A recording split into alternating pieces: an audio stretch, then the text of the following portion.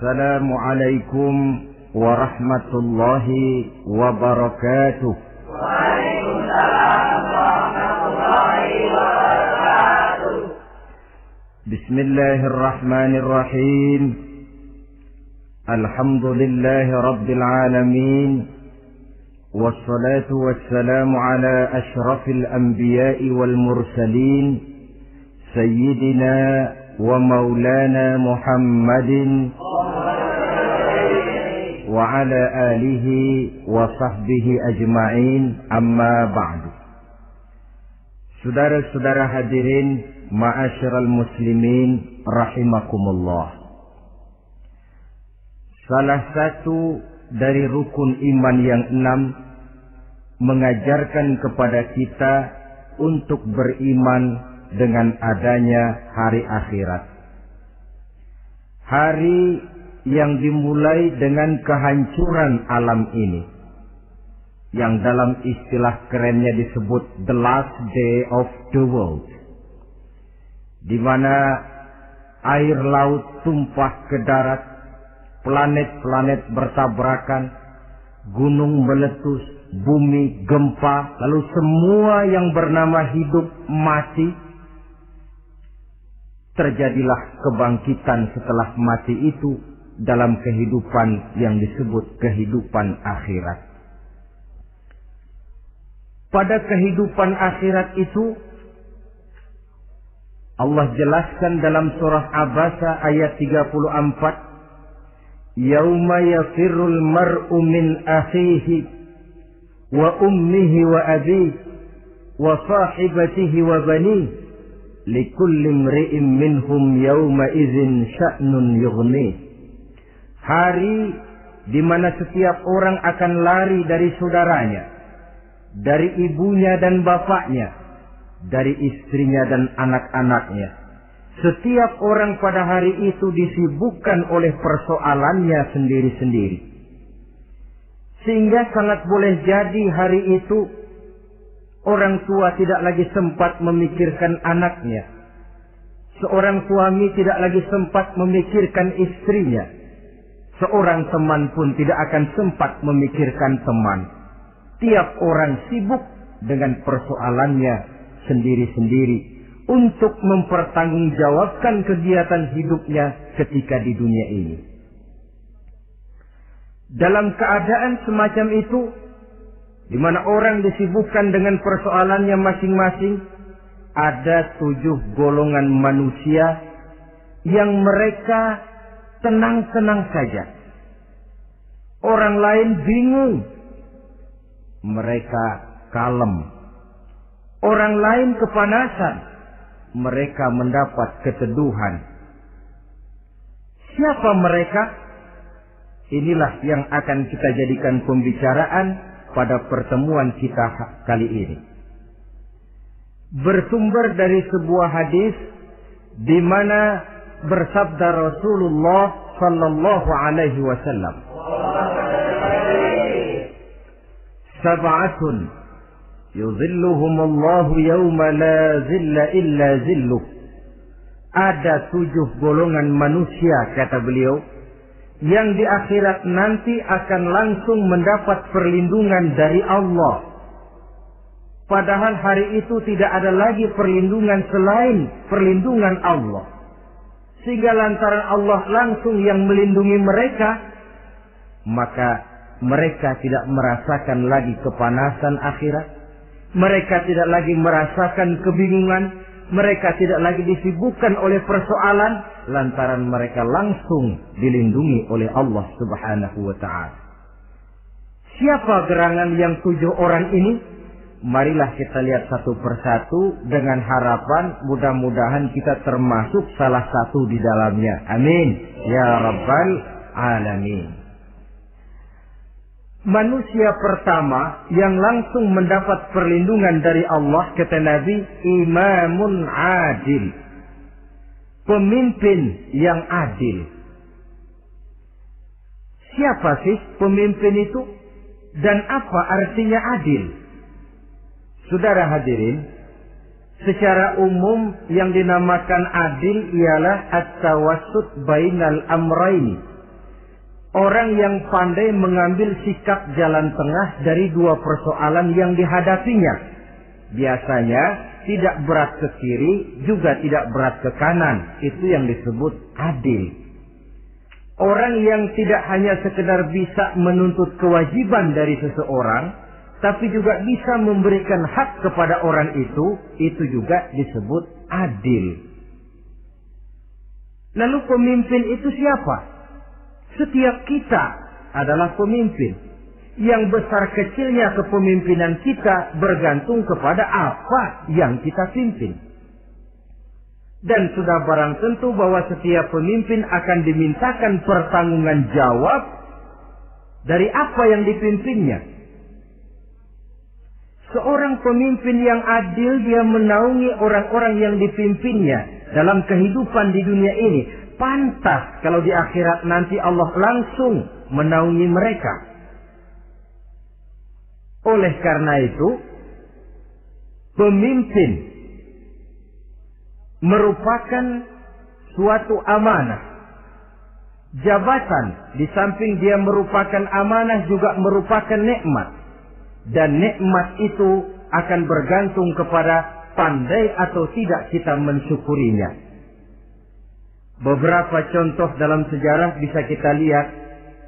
Seorang bernama Umar bin Abdul Aziz. Pada saat beliau secara aklamasi dipilih menjadi pemimpin, menjadi presiden, ucapan yang pertama keluar dari mulutnya, Inna lillahi wa inna ilaihi raji'un. Coba bayangkan ini. Dipilih jadi pemimpin, diangkat jadi presiden, bukan alhamdulillah, malah inna lillahi wa inna ilaihi raji'un. Kenapa? Dia anggap jabatan itu adalah amanah. Menyia-nyiakan amanah berarti khianat. Dan khianat ini adalah dosa besar. Pantaslah kalau Allah Subhanahu wa ta'ala memperingatkan, nikmat bisa saja berubah menjadi azab kalau kita tidak pandai mensyukurinya. La in syakartum la azidannakum wa la in kafartum inna azabi lasyadid. Kalau kamu pandai bersyukur, aku tambah nikmatku. Tapi kalau kamu tidak pandai bersyukur, kamu ingkar, kamu lupakan nikmat Allah, awas, azabku amat pedih, kata Allah. Jadi berdasarkan logika dari ayat ini bisa kita katakan orang kaya. Ada orang kaya nggak di sini? Ada orang kaya nggak? Yang kaya tolong dengerin. Orang kaya itu bisa masuk surga karena hartanya. Pun orang kaya banyak yang masuk neraka juga gara-gara hartanya. Tergantung syukur apa tidak syukur.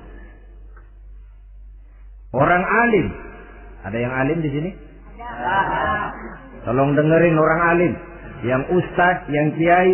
Orang alim bisa saja masuk surga karena ilmunya. Dan orang alim pun bisa masuk neraka karena ilmunya. Pejabat. Ada pejabat? Pejabat itu bisa masuk surga karena jabatannya. Pun pejabat itu bisa masuk neraka karena jabatannya. Bergantung syukur apa tidak. Kalau ada orang kaya, hartanya didapat dari jalan yang halal, berusaha menurut yang disyariatkan oleh Allah. Lalu hartanya itu tidak cuma untuk ditumpuk 7 turunan, namun juga berfungsi sosial. Dia bantu pembangunan masjid, dia makmurkan majelis taklim, dia santuni yatim piatu. Orang kaya macam itu dengan hartanya, insya Allah bisa sampai ke surga. Tapi kalau ada orang kaya, hartanya didapat dari segala macam cara, asal harta tercapai segala cara halal. Perlu jilat atas, perlu injak bawah, perlu sikut kiri kanan, sikut kiri kanan. Setelah dapat harta lalu pelitnya 17 setan. Tidak mau zakat, infak, apatah lagi sodako. Orang kaya macam itu dengan hartanya bisa masuk neraka. Na'udzubillah min. Ada orang alim. Dengan ilmunya dia bimbing umat. Dia katakan yang halal itu halal, yang haram itu haram. Dia katakan yang hak itu adalah hak, yang batil adalah batil. Dia tidak peduli apapun resikonya. Orang alim semacam itu dengan ilmunya bisa sampai ke surga.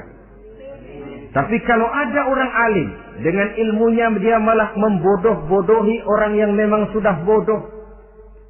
Yang halal dibilang haram, yang haram dibikin remeng-remeng. Menjadi penjilat ke sana kemari. Orang alim semacam itu bisa masuk neraka karena ilmunya. Begitu juga pejabat, pemimpin. Kalau dengan jabatannya sebagai pemimpin dia berlaku adil, menaungi rakyatnya. Orang besar salah dihukum, orang kecil salah juga dihukum. Tidak hanya pandai menuntut kewajiban, tapi juga pandai memberikan hak. Pemimpin yang adil semacam ini mensyukuri nikmatnya jabatannya, dia bisa sampai ke surga karena jabatannya. Tapi kalau dengan jabatannya dia berlaku sewenang-wenang, yang besar salah didiamkan, yang kecil salah segera ditegakkan hukum, hanya pandai menuntut kewajiban dari rakyatnya tapi tidak pandai memberikan hak, maka pemimpin semacam ini lantaran tidak pandai mensyukuri nikmat, bisa saja nikmat itu berubah menjadi azab. Oleh karena itu saudara-saudara, pemimpin menaungi rakyat. Pantas kalau di akhirat nanti Allah langsung menaungi beliau. Siapa pemimpin? Tiap kita. Bapak pemimpin di rumah tangganya, ibu pemimpin bagi anak-anaknya, Pak Lurah memimpin di kelurahannya, Pak Camat memimpin di kecamatannya, pemuda pemimpin bagi dirinya sendiri, akan dimintakan pertanggungan jawab. Kalian para remaja yang hadir di sini memimpin dirimu sendiri. Kau akan ditanya, tanganmu kau lebih banyak gunakan buat apa? Kakimu lebih banyak kau bawa jalan kemana? Lidahmu lebih banyak membicarakan apa? Dan hari pertanggungan jawab nanti kalian jangan berharap akan ada saksi dari luar. Saksinya anggota badan kita sendiri. Dalam surah Yasin Allah jelaskan, Al-yawma nakhtimu ala afwahihim wa tukallimuna aydihim wa tashhadu arjuluhum bima kanu yaksibun. Ada kan di surah Yasin? Ayat berapa? Pokoknya Yasin dah.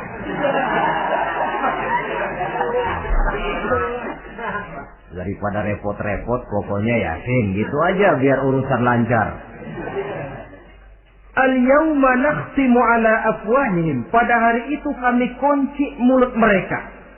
Jadi tidak pandai lagi mulut ini bicara. Wa tukallimuna aydihim. Tangan-tangan mereka yang akan bicara kepada kami. Wa tashhadu arjuluhum. Kaki mereka akan memberikan kesaksian. Bima kanu yaksibun, terhadap apa saja yang telah pernah mereka lakukan dalam kehidupan di dunia ini. Hari pertanggungan jawab. Oleh karena itu kalau kita memimpin diri sendiri, berlakulah adil kepada diri sendiri. Nah, lalu masalahnya memang kita mesti adil kepada siapa saja sih? Ada 3 hal pokok yang kita harus berlaku adil. Pertama, adil kepada Allah. Yang kedua, adil kepada sesama makhluk. Dan yang ketiga, adil kepada diri sendiri. Adil kepada Allah artinya apa? Mendahulukan hak Allah daripada kepentingan pribadi. Kalau sudah datang waktu sholat asar misalnya, walaupun sedang enaknya latihan voli, berhentilah dulu sebentar. Sholat kita adil kepada Allah. Adil kenapa? Dalam contohnya dengan sholat misalnya. Sholat itu kan sehari semalam 5 waktu yang wajib. Betul apa betul? 5 waktu. Lah sholat itu, kalau sholat bagus, taruhlah 7 menit. Kalau sholatnya itu kilat 4 menit. Ada lagi yang kilat khusus, nggak pakai perangko, 2 menit barangkali selesai. Taruhlah 5 menit kita ambil yang bagus. Kalau 5 waktu kali 5 menit kan cuma 25 menit. Sementara Allah memberikan kita hidup ini 24 jam sehari semalam. Cuma 25 menit diminta untuk ibadah kepadanya. Tidak sanggupkah kita berlaku adil? 25 menit ini untuk menghadapmu ya Allah. Sementara engkau telah memberikan restannya 23 jam 35 menit untuk hidup. Dalam sehari semalam. Mendahulukan hak Allah daripada kepentingan pribadi. Adil kepada Allah. Adil kepada yang kedua, adil kepada sesama makhluk. Adil kepada manusia, adil kepada binatang, adil kepada alam. Yang kalau prinsip keadilan itu kita langgar akan membawa efek bagi diri kita juga. Manusia sekarang kan tidak adil kepada alam. Misalnya apa? Hutan ditebangi secara liar. Gunung-gunung menjadi gundul. Akibatnya ketika turun hujan terjadi erosi. Banjir melanda kemana-mana. Tanah longsor terjadi. Akibatnya terkena manusia juga kalau mereka sudah tidak menjaga keseimbangan alam ini. Adil kepada orang lain. Apakah itu namanya tetangga, teman, keluarga. Dan yang ketiga, adil kepada diri sendiri. Bagaimana pengertiannya? Mata ini punya hak untuk tidur. Begadang terus tiap malam, tidak adil kepada mata. Nah, ini yang ketawanya paling kencang pasti tukang begadang ini.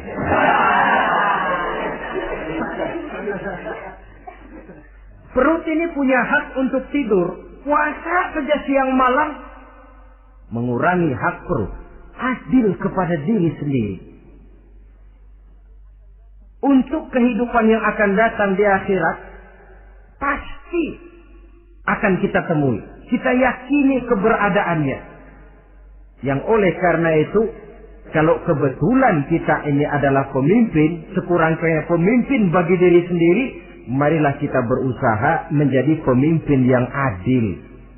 Supaya nanti di akhirat, Allah Subhanahu wa ta'ala memberikan perlindungan langsung kepada kita. Amin. Ya Rabbal Alamin. Ini yang pertama. Lalu yang kedua, orang yang akan langsung mendapat perlindungan dari Allah, syab nasha'a fi ibadatillah. Orang muda yang tekun beribadah kepada Allah. Anak muda yang rajin ibadah. Kenapa kok Nabi bilang anak muda, bukan orang tua? Apa orang tua yang rajin ibadah Allah nggak senang? Tentu Allah senang. Cuma Allah lebih senang lagi kalau ada anak muda yang rajin ibadah. Sebab apa? Kondisi psikologis. Kalau ada orang tua rajin ibadah, itu mah pantas. Emang udah waktunya. Ada orang sembayangnya rajin, masuk masjid, masuk maghrib, keluar isya, malam tahajud, tahlilnya mantap. Umurnya berapa? 70. Enggak istimewa. Itu memang sudah mestinya. Lagian kalau sudah 70 masih bandel aja, kapan mau taubat? Tapi kalau ada anak muda, darahnya masih mengalir dengan panas, dia masih berusaha mencari bentuk-bentuk kepribadian dalam dirinya. Dia masih muda, terpengaruh oleh lingkungan, tapi dia sanggup memblokir itu, disalurkannya di jalan Allah. Dia tekun beribadah. Allah cinta betul pemuda semacam itu. Sehingga nanti di akhirat mereka langsung mendapat perlindungan dari Allah Subhanahu wa ta'ala. Selalu pembangunan yang mengarah kepada modernisasi diikuti dengan proses pergeseran nilai. Dalam kondisi semacam ini, kehidupan remaja, pemuda yang masih mencari identitas dan pembentukan kepribadiannya mudah terpengaruh oleh hal-hal yang ada di sekelilingnya. Sehingga sangat boleh jadi apa yang dianggap orang dulu tabu, lalu dianggap biasa. Yang aneh-aneh malah dijadikan model. Yang dilarang malah nekat diterjang. Di mana norma dan kaedah-kaedah moral tidak lagi mendapat perhatian yang wajar. Dalam kondisi semacam ini terjadilah proses peluncuran moral. Dan hampir di mana-mana kehancuran suatu bangsa dimulai dengan kehancuran moral daripada generasi mudanya. Oleh karena itu pemuda yang tekun ibadah ini sangat positif dampaknya dalam kerangka pembangunan umat. Pak, ibadah itu apa sih? Kalau jadi pemuda yang tekun ibadah, apa kemana-mana mesti bawa tasbih? Mungkin. Apa mesti pakai peci terus? Boleh jadi. Apa kemana-mana mesti pakai kain sarung? Ya tidak juga. Ibadah kan artiannya luas. Segala perbuatan yang diperintah dan karenanya bertujuan mencapai ridho Allah, itu bernama ibadah. Kalian remaja berangkat menuntut ilmu, pergi pagi pulang siang, membekali diri menuntut ilmu itu ibadah. Kalian pulang ke rumah, ibu bapak memerintah taat kepada orang tua, ibadah. Membersihkan lingkungan, ibadah. Bahkan jaga di waktu malam pun kalau untuk dengan niat bismillah, saya jaga malam ini untuk ketenangan rakyat supaya mereka tekun dan tenang melaksanakan ibadah, itu tercatat sebagai amal soleh yang bernilai ibadah. Jadi tidak cuma sekedar sujud, tidak cuma sekedar baca Quran, seluruh aspek kehidupan manusia yang diperintah Allah dan yang bertujuan mencari ridho Allah itu bernilai ibadah. Pemuda yang tekun melaksanakan ibadah kepada Allah. Apalagi terutama adik-adik remaja yang hadir pada kesempatan ini, masa muda itu masa yang paling indah memang. Sampai orang Kulon bilang, there is not delightful memorize. Ya Barat itu kan Kulon. Saya lebih senang pakai orang Kulon saja. There is not delightful memorize and then the youth moment. Bahwa tidak ada masa yang lebih indah selain masa muda. Tapi masa muda yang katanya indah itu sebentar. Sebentar sekali. Kalau kita tidak pandai memanfaatkannya dengan sebaik-baiknya, boleh jadi dia akan hilang tanpa sesuatu yang ada artinya buat hari depan. Dan hari depan itu sebagian besar ditentukan oleh masa muda sekarang ini.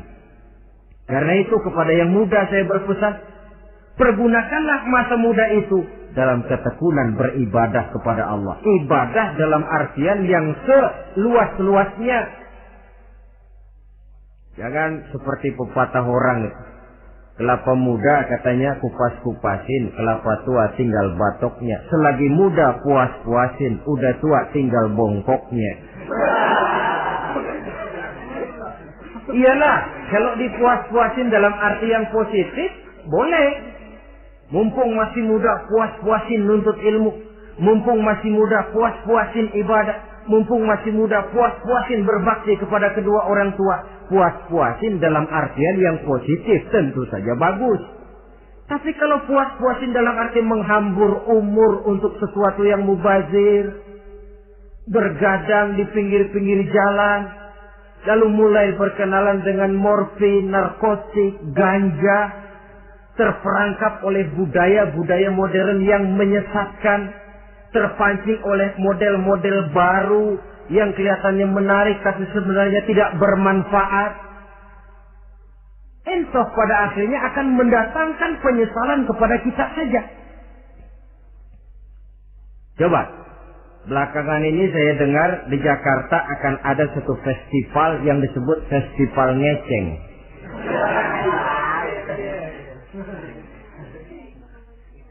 Ngeceng ini kalau bahasa gampangnya nampang. Jadi itu biasanya muda-mudi diri di pinggir-pinggir jalan, pakai kacamata hitam, pakaian warna-warni, rambut dicat sedemikian rupa supaya menarik perhatian. Mereka diri di pinggir-pinggir jalan, nampang, istilah ngepopnya ngeceng katanya. Oh, ini mau diadakan festival Secara langsung atau tidak, festival ini kan mempopulerkan ngeceng jadinya. Yang tadinya orang awam nggak kenal, lantaran diangkat ke permukaan jadi terkenal. Kalau sudah terkenal lalu jadi mode. Kalau sudah jadi mode, latahan. Boleh jadi nanti akhirnya ngeceng masuk desa. Bukan cuma sekedar abri masuk desa, bukan cuma sekedar koran masuk desa, ngeceng pun bisa saja masuk desa. Banyak saluran-saluran positif yang sesuai dengan kreativitas jiwa remaja. Ketimbang mengadakan sesuatu yang tidak ada manfaatnya, ketimbang menghabiskan umur untuk sesuatu urusan yang mubazir. Sedangkan umur bukan jatah gratis tanpa batas waktu. Ada pertanggungan jawab. Umurmu kau habiskan di mana? Masa mudamu kau selesaikan di mana? Itu akan dimintakan pertanggungan jawab. Nah, pemuda yang tekun ibadah kepada Allah, dampak positifnya apa? Dia punya sandaran vertikal kepada Allah. Jiwanya besar, jiwanya mandiri. Dan ini yang kita perlukan. Pemuda yang siap jadi pelopor, bukan pengekor. Pemuda yang sanggup mandiri dan bukan membanggakan keturunan leluhurnya. Kata pepatah, wa khairun nasi zu syarafin qadimin aqama li nafsihi syarafan jadida wa syarrun nasi zu khumulin idza fakhartahum zakarul jaduda. Generasi yang baik adalah generasi yang punya kejayaan masa lalu dan buat mereka sendiri mereka mampu mendirikan kejayaan yang baru. Artinya nenek moyangnya memang orang-orang terhormat, tapi dia mampu mandiri mendirikan kehormatan itu bagi pribadinya. Sebaliknya, generasi yang paling jelek adalah generasi pemalas. Yang kalau orang lain kelihatan lebih hebat, dia sebut-sebut nenek moyangnya. Lu sih belum apa-apa, bapak gua dong. Bapak gua katanya. Lu sih belum apa-apa, om saya dong. Tante saya dong. Kerjanya cuma membangga-banggakan leluhur. Dia sendiri tidak ada apa-apanya. Ini generasi yang paling jelek. Kalau orang kelihatan lebih hebat, dia sebut leluhurnya. Sementara dia sendiri nol nilainya. Tanpa ditunjang oleh fasilitas leluhurnya. Pasukan pemuda mandiri macam ini yang kita perlu. Bukan sekedar pasukan pemuda oke bos. Kulunun, yes sir, yes man, kumaha juragan wae.